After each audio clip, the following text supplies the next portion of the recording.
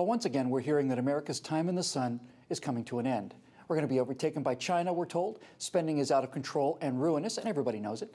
Public sector unions and a large percentage of the electorate, too, well, they've shown that they're unwilling to budge on entitlements. We're mocked overseas as unserious, unfocused, weak, and in decline, and everything across the board points to inevitable decline. Well, not on my watch. These wounds that we're suffering are all, every single one of them, self-inflicted. And joining me now to cut these self-inflicted ropes on the American Gulliver are Steve Green and Scott Ott. If you don't know who they are by now, please review one of the hundreds of other Trifecta segments in the menu bar to your right, which is under the subscribe button, which you may accidentally want to hit. Lads, every kid wishes for something bright and shiny for Christmas. Progressives wish for absolute power over formerly free people so that they can have the moral ecstasy of improving the lives of folks which neither want nor need improving. But as for me, I see some endemic problems in our magnificent republic, so here are my 6 amendments, just kicking ideas around, mind you, you understand? But potentially serious ideas once we work out the bugs a little bit. Oh, and by the way, you viewers at home will play along too, or else your property will be confiscated and your family's beaten. Steve Green, here are 6 of my amendments. I'd like comment on all of them. We'll start with you. Amendment 28 to the Constitution. No elected federal representative shall be eligible to hold the same office for more than 2 terms. Period.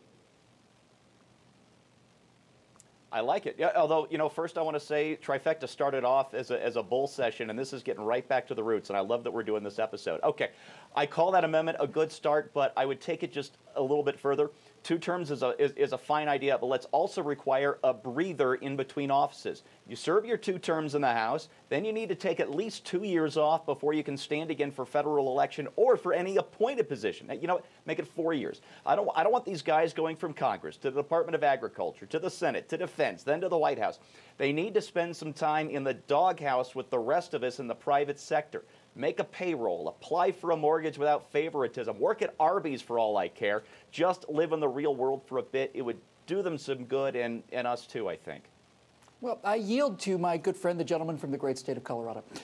Scott Ott, Amendment number 29, the Fiscal Responsibility Amendment. Congress shall pass a balanced budget every year using standard accounting practices and verified as accurate by private accounting firms. Furthermore, the federal income tax is hereby abolished, and a fair tax on consumption, subject to easements for certain essential goods or services, shall be the primary source of revenue for the federal government. No more good guys or bad guys, Scott. Everybody pays the same rate, and you only pay when you choose to make a purchase. Everyone has skin in the game, and the feds don't get to know everything about you as they try to figure out how much you make, because it's none of their damn business.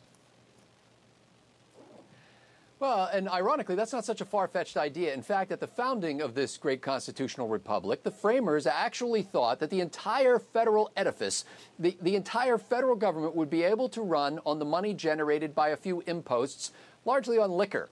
And you can't tell me that people are not drinking as much as they used to. I think in the last 2 years, people have been drinking a lot more than they used to.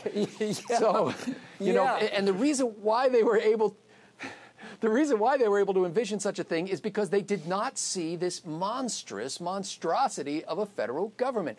It would have relatively few powers, enumerated and focused, and it could be funded without having to resort to an income tax. So you may be barking up the right tree there.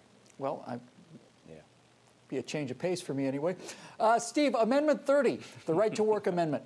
While recognizing collective bargaining as a right of free peoples, it shall henceforth be illegal to require a person to be a union member to work in a trade or in a state. Furthermore, public service unions, because of their essential nature and lack of competitive alternatives, shall be barred from collective bargaining privileges as a condition of employment. You're 90% of the way there, but you left out one little thing, and it's something, you know, I wasn't even aware of this until Scott brought it up on another Trifecta a while back. We've got to get the government out of the business of collecting union dues. You know, the Chamber of Commerce doesn't have Uncle Sam taking a cut out of its members' profits and sending it to the chamber. The Kiwanis aren't using the county commissioner to collect dues. Let's find out what people really think their unions are worth. If they like what they get, they'll pay for it. If they don't, they won't. But either way, the days of the United Auto Workers owning million-dollar golf courses just for the union leaders, those days will be over. They'd have to get back to the business of representing their workers. I actually meant to put that in there, that if unions are the great deal that unions make it out to be, then having people pay dues, they should be lined up to pay dues. No automatic deduction for dues. I just forgot to leave that in. Consider that revision as approved by His Majesty Lord Emperor King Bill Whittle I. Scott, Amendment 31, the Human Longevity and Productivity Amendment. Recognizing the remarkable gains in human longevity, fitness, and ability, the Social Security retirement age shall be raised on a sliding scale, with older workers continuing to retire at 65, while those entering the system at 18 deferring benefits until they reach 70 years of age. Now, Scott, at this one stroke, this solves all of our entitlement indebtedness issues, doesn't it? Well, you know, originally when the Social Security system started, the retirement age was actually set at an age just a little bit beyond the average life expectancy. And so now we've gone completely in the opposite direction. Yeah. Because the idea was then, if you should hang on that long, boy, you're probably going to need some help. And so we're going to help you out a little bit. But now, the way it's set up, you've got people who are hanging on Social Security for 10, 20, 30, 40 years, and the system was not set up to handle that. Yeah, it makes a lot of sense to start ratcheting that age up without punishing the people who have already paid into the system and promises have been made by a bunch of liars to them. Yeah, maybe we should put means testing in there too. And if you want to retire at 65, you can. You just have to do it on your own savings until you're old enough for Social Security to kick in. All right, Steve, here we go. Amendment 32, the Revised War Powers Amendment.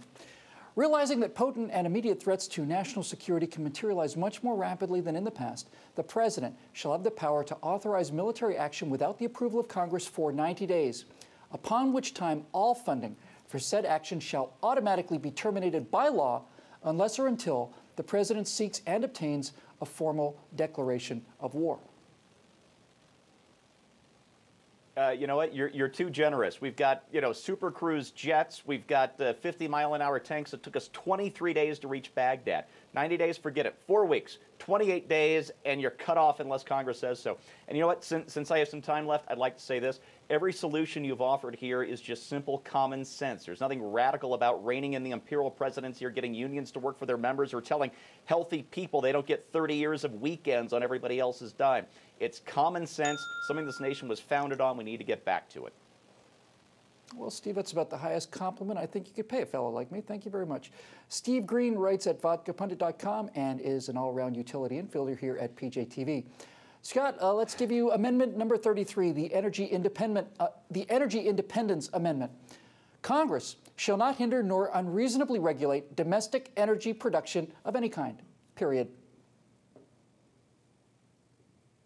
That's a beautiful thing. I mean, after all, what do we have now? We have a Department of Energy that was founded in the mid-1970s and really ramped up then. And the purpose of the Department of Energy was for us to reduce our dependence upon foreign oil. Remember the lines? I mean, some of us are old enough to remember that, where they had rationing. You had to go on like odd days. We wanted to reduce our dependency on foreign oil. Now the Department of Energy, I forget whether it's $25 billion or $55 billion a year that they're now spending. We are as dependent, if not more dependent than ever on foreign oil. Drill, baby, drill. Come on. It's the Department of Energy elimination. You can get all kinds of Scott Ott goodness, including Laughing at Obama Volume 1 at scottott.org. Well, my friends, whenever you see signs of America in decline, and I'm sorry to say they are actually out there, take a look at how many of them are self-inflicted, and you'll come to realize that they all are. Our forefathers gave us the means to address these issues, however. The Constitution gives the people the power to call their own constitutional convention and do just that, a complete end run around these rascals and charlatans that got us into this mess in the first place.